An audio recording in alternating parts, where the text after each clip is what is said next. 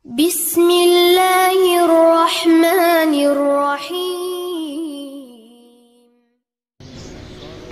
Rasulullah sallallahu alaihi wasallam dielu-elukan namanya baik di langit ataupun di bumi. Coba lihat, Sayyidina Jibril bolak-balik naik langit, tapi setiap kali sampai di langit pertama selalu tanya, "Man anta?" Ente siapa? Itu Jibril. Jibril langsung bilang, "Saya orang yang bawa risalah Nabi Muhammad." Buka langsung, sebut nama Nabi, buka langsung. Jadi pembuka pintu langit nama Nabi Muhammad sallallahu alaihi wasallam. Maka orang-orang yang hidupnya bermasalah, cobalah mulailah salawat pagi 100, sore 100, malam 100. Di senggang, lagi di motor, lagi di mobil, salawat 100 kali. Jangan kurang salawat setiap hari daripada 500 kali lah. Sembari bekerja, sembari bergerak. Apa susahnya? Kenapa bersosial media tidak susah, tapi bersosial media dengan Rasulullah susah? Kenapa kita mau jemput rezeki? Pada rezeki itu ada berkah Nabi sallallahu alaihi wasallam. Rezeki terbesar umat adalah lahirnya Rasulullah sallallahu alaihi wasallam. Suatu kali Uwais Al-Qarni hendak pergi haji. Tiba-tiba ibunya mengatakan, "Wahai Uwais, jika engkau pergi, dengan siapa ibumu?" Kata Uwais, "Baiklah ibunda, tapi tunggu sebentar, aku berikan semua perbekalanku kepada temanku yang sedang merindukan Rasulullah, tapi dia tidak punya bekal, orang tuanya sudah tidak ada." Dihantarkanlah kepada orang itu. Entah dapat apa rasanya. Orang-orang berangkat, dia tidak bisa berangkat. Teman-temannya Uwais dan teman-temannya semua berangkat, orang ini nggak berangkat. Tiba-tiba Uwais ketuk pintu mengatakan, "Wahai Tuan, wahai sahabatku, ini semua bekalku, aku berikan kepada engkau." Orang ini lagi sujud, ingin berangkat tapi tidak punya uang, ingin berangkat tidak punya kendaraan. Apa yang dia rasakan? Lalu dia bertanya, "Lalu engkau bagaimana wahai Uwais?" "Aku masih punya ibu." Jika rindu Rasul sallallahu alaihi wasallam harus merawat ibu.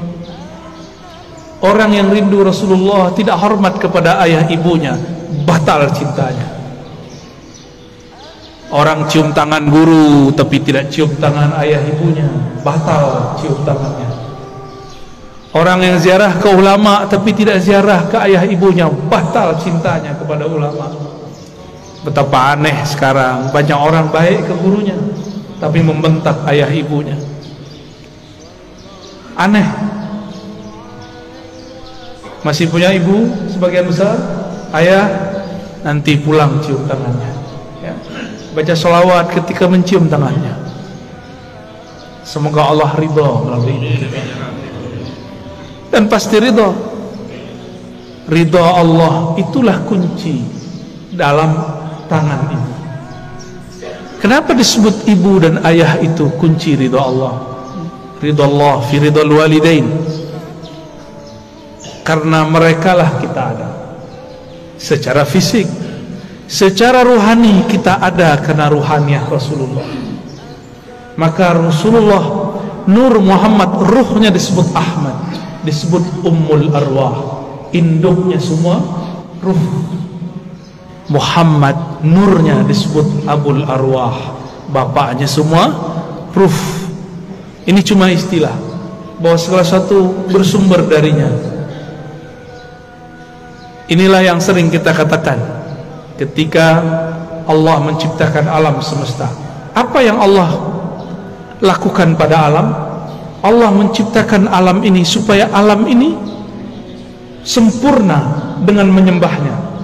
Allah tetap sempurna tanpa disembah alam. Allah ciptakan alam supaya alam itu sempurna dengan menyembahnya. Disebut dalam Quran, liya'budun, untuk menyembahku. Siapakah yang paling sempurna menyembah Allah? Rasulullah SAW. Siapakah yang paling kenal Allah? Rasulullah SAW. Maka yang dimaksud dalam ayat ini, tidaklah aku ciptakan jin dan manusia illa liya'budun, kecuali untuk menyembahku sebenar-benar menyembah, mengenalku benar-benar mengenal. Itulah sosok Rasulullah sallallahu alaihi wasallam. Jadi ayat ini berbicara tentang Rasulullah sallallahu alaihi wasallam. Jadi jika ada orang mengatakan tidak usah buat maulid, tidak usah buat zikir-zikir, gak usah buat zikir jamaah, gak usah buat manaqib, tugas kita ibadah, ya itu ibadah. Dan ibadah yang paling tinggi adalah as-salawat ala nabi sallallahu alaihi wasallam. Ini saya ulang-ulang ya, supaya masuk ke alam sadar kita dan alam bawah sadar kita. Allah sholat nggak? Allah sholat nggak? Allah tadi sholat subuh nggak? Nggak. Saya ulang yang kenceng dong. Allah sholat nggak? Allah haji nggak? Allah puasa nggak? Allah sedekah nggak?